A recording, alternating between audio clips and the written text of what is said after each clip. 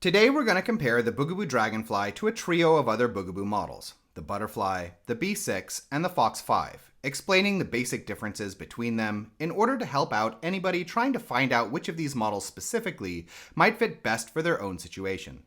Before beginning, in case you're new to our channel, I'd just like to note that we aren't affiliated with Bugaboo or any other stroller maker for that matter. We don't sell strollers, engage in paid advertising, or even use affiliate links. Our opinions are based on a decade's experience of repairing strollers for private consumers, distributors, and manufacturers, as well as several years at this point of talking with parents on Patreon.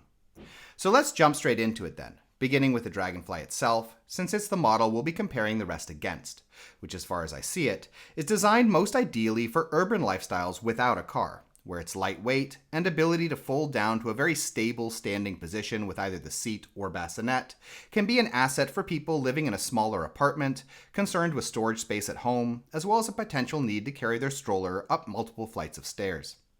An additional positive with the model is sufficient terrain capability in terms of both wheel size and shock absorption for dealing with rougher areas of urban living, like cobblestones, gravel, city parks, and a bit of snow. On the negative side, the model is relatively complex mechanically when it comes to the folding system, meaning that it's likely, in my opinion, to get a bit fiddly as the stroller loosens up.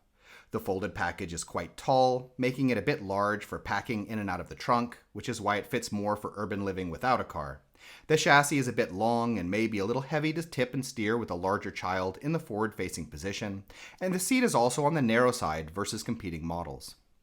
And in comparison to the Dragonfly then, we'll start off with the Butterfly, which is Bugaboo's ultra-compact, and which, as an ultra-compact, capable of folding down to cabin luggage dimensions as set by the IATA, will generally be the preferable choice for travel. Though I'd note here that, with the seat at least, the Dragonfly is sufficiently light that it may be accepted for gate checking by a lot of airlines.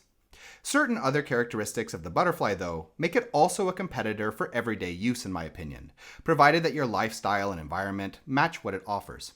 And on the positive side then, versus the Dragonfly, the Butterfly is of course a lot smaller and lighter, making it better for pairing with a car-based lifestyle. It's simpler and more durable in construction overall, and it has both a wider and longer seat. On the negative side, the seat is not reversible, does not recline nearly as flat as the Dragonfly's, and there's no bassinet option currently for the newborn period. In addition, the wheels are a lot smaller, in particular the front wheels, and the model has less shock absorption, meaning that it won't be a good choice if you need something for handling more than smoother sidewalks, well-manicured lawns, and indoor environments for the most part. But that being said, if you live in a warmer climate, in a relatively well-kept urban or suburban environment, and aren't necessarily looking for the different characteristics the Dragonfly offers with regards to the seat or bassinet, then the Butterfly would be my preferred choice for a lot of parents. Next up is the Bee6, which is, in my opinion, probably on its way out, but which I want to go over a bit anyway, since the Dragonfly is its clear successor.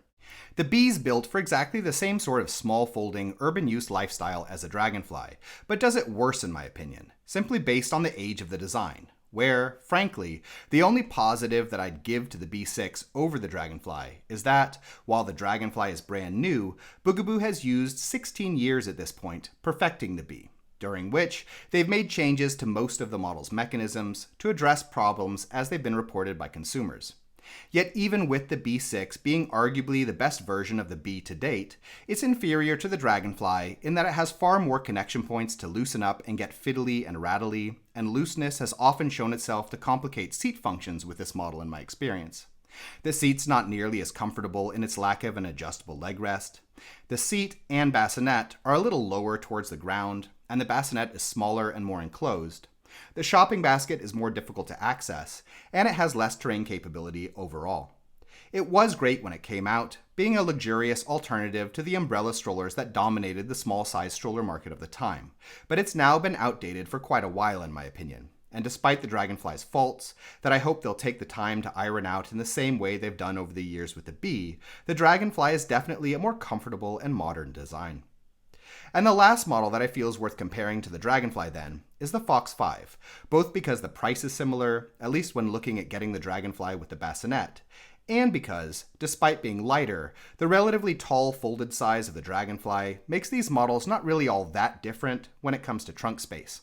And here, I must say that despite that little bump in weight and folded size, the Fox5 is a vastly superior model in my opinion. Being significantly tougher and more durable, having a wider seat, a bassinet that's approved for overnight sleeping, at least when using the stand, a more accessible shopping basket, and being way more terrain capable, as well as also easier to maneuver in my opinion. And, as a result, unless you absolutely need the smaller standing folded package of the Dragonfly, or its slightly lighter weight, I would definitely suggest the Fox5 as a better alternative for a variety of lifestyles. In any case, we hope you found this video interesting, and if you did, please subscribe, as this sort of support helps us to continue making videos in the future. If you'd like to know more about any of these models, we have standalone reviews for all of them that go into a lot more detail, and links have been added in the description. In addition, if you're currently shopping for a stroller, we have a buyer's guide on our Patreon page which lists a wide range of models we recommend, with a lot of technical and lifestyle related information. You can find it by following the link in the description as well. Thank you.